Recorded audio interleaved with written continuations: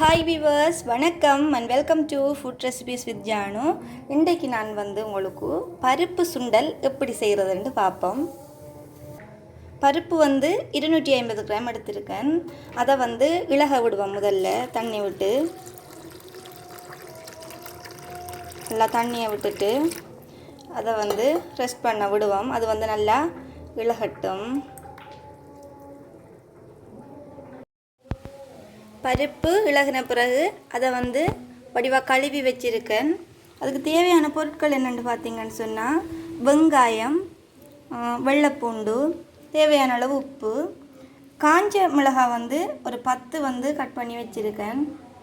அதோட தேசிக்காய் சாறு, தேங்காய் எண்ணெய் தேவையான அளவு, அதோட தேங்காய் பூவும் துருவி வச்சுருக்கேன். முதல்ல நம்ம இந்த பருப்பை ஒரு பாத்திரத்தில் கொட்டிட்டு அதோட மஞ்சள் தூள் கொஞ்சமாக சேர்த்துட்டு உப்பு, இந்த பருப்புக்கு 250 கிராம் பருப்புக்கு தேவையான அளவு உப்பு சேர்த்துட்டு தண்ணி விட்டு அவிய விடுவோம்.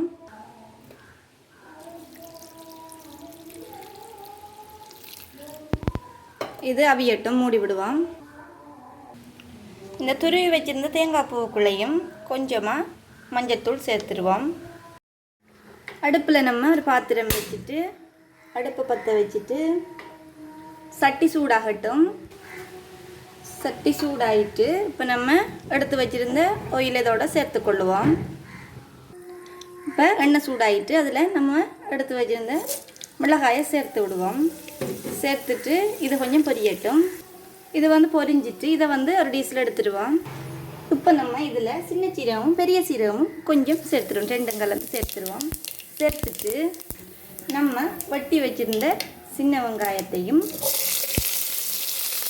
உள்ளியையும் சேர்த்து வதக்கி கொள்ளுவோம். இப்போ நம்ம இதோட கொஞ்சமாக உப்பு கொஞ்சம் சேர்த்துடுவோம். தாளிப்பு கொஞ்சம் கலர் மாறி இருக்குது. இந்த பக்கம் நம்மளோட பருப்பு கொஞ்சமாக அவிஞ்சிருக்கு. இன்னும் கொஞ்சம் அவிய வேணும். அது அவியட்டும். தாளிப்பை தாளித்து விடுவோம்.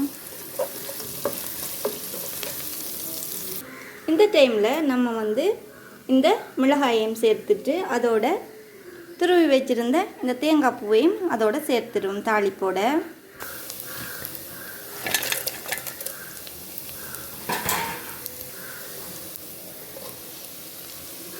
சேர்த்துட்டு இப்போ நல்லா தாளிப்போம். நல்லா தாளித்து விடுவோம். இந்த கலவை எல்லாத்தையுமே நல்லா கலந்து விடுவோம்.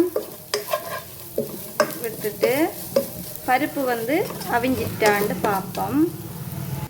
பருப்புமே அவிஞ்சிட்டு இங்கே பாருங்கள், நல்லா தண்ணி எல்லாம் பற்றி பருப்பு அவிஞ்சிட்டுது. இப்போ இந்த டைமில் நம்ம இந்த தாளிப்புகளோட இந்த பருப்பை சேர்த்துக்கொள்ளுவோம்.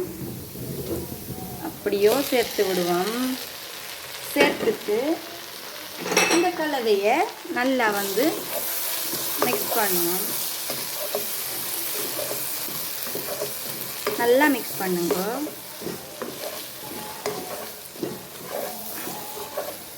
நல்ல ஒரு சுவையாக இருக்கும் இந்த சுண்டல். நீங்கள் ஒரு தரம் சரி உங்களோட வீட்டை இதை போல் செஞ்சு பாருங்கள். அவ்வளோ சுவையாக இருக்கும்.